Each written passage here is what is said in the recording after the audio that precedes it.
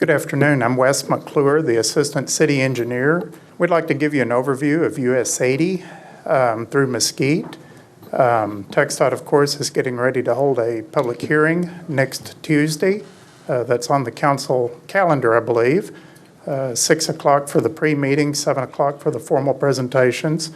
But I want to give you an overview and an opportunity to meet a couple of the staff members on the project. And then we'll be back on July 1st to seek a formal resolution of support for the project and some of the things that you'll see tonight and learn about next Tuesday. But I'd like to introduce Jay Bagg. Jay is a member at TxDOT and manages several large projects in detailed design, including the US 80 effort. Jay? Good afternoon. My name is Jay Bagg. I'm a PSNE section supervisor in project delivery office at TxDOT Dallas District Office. I'm today here in lieu of Lacey Rogers, the TPND Director, Dallas District Office. Before I start, quickly go over project delivery office organizational structure. We have Travis Campbell. He's a supervisor for PDO, which is a project delivery office. We have a 4 section underneath him: schematic, PSNE, and then local net, and an H&H section. I'm managing for PSNE sections. Today, I want to talk about the US 80 corridor project. The project limits from I-30 to FM 460 in Kaufman County. The total project length is about 11 miles long. The schematic is approved last year, and environmental clearance processing is underway. There are 5 different segments in this whole corridor.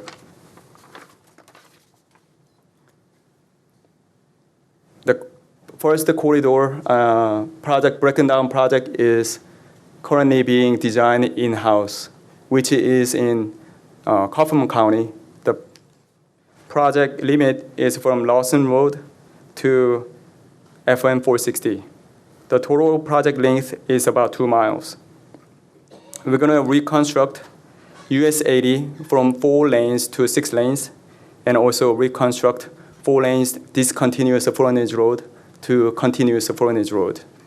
Currently, $170 million is funded for this project. You say 170? 460. No, I mean $117 million. 117 million? Yes, sir. And how much does that segment cost? It is 133 million. So we unfunded dollar amount is 16 million. However, we have $205 million left, and then we look for the project, and then to get the biggest bang for our buck, we decided to go with the US 80 interchange project in Mesquite.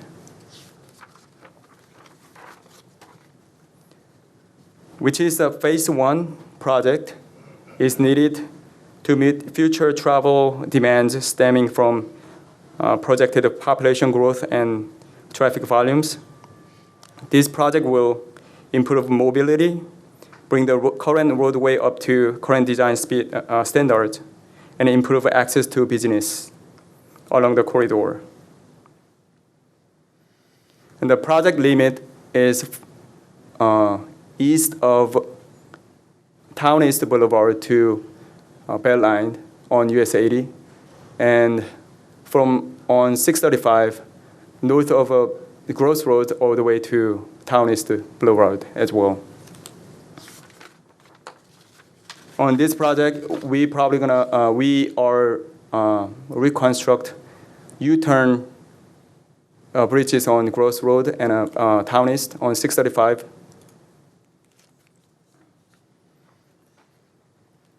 The scope and the limits of the breakout are still being refined.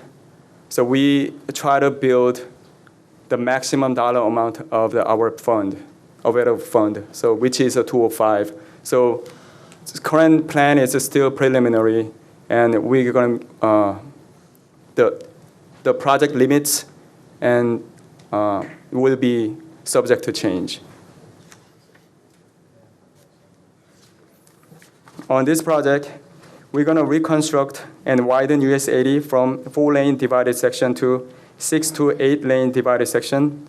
And also, we're going to be building all the direct connectors from US 80 and also 635 to US 80.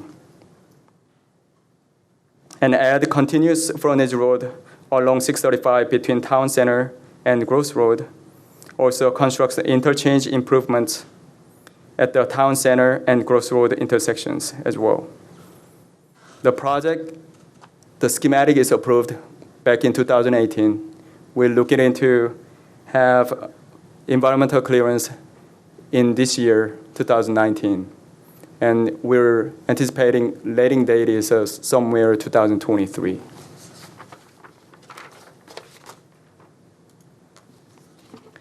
Here again, my name is Jay Bach, and my supervisor is Travis Campbell. So if you guys have any questions in the future, then let us know. Thank you. Thank you. You mentioned Town East and Cross Road turnarounds, but are they also not included? I just not hear you on Galloway as well? Bridge overpass? Yes, if they are, you're repealing the golf Galloway. So that's what I understood.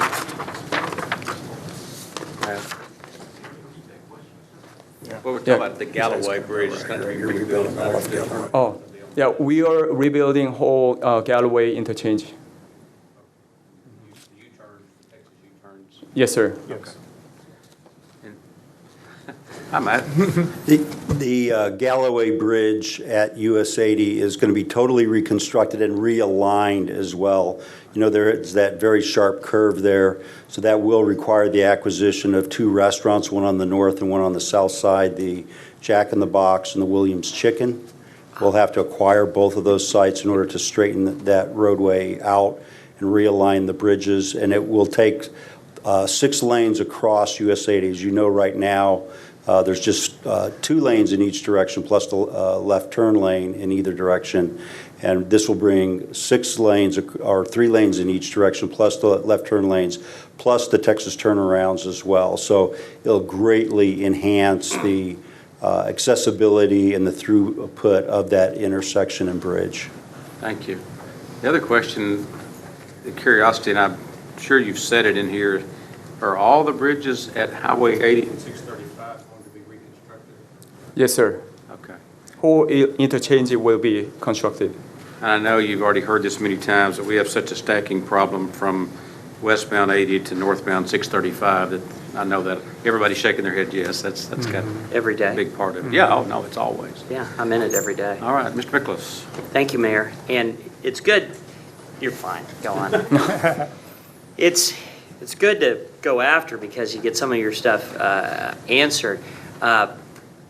Pedestrian walkways. Of course, right now, Gross Gus Thomason over 80 is, I mean, almost impossible to walk over as a pedestrian. So are we going to have enhanced pedestrian access along the new bridge over that section of 80?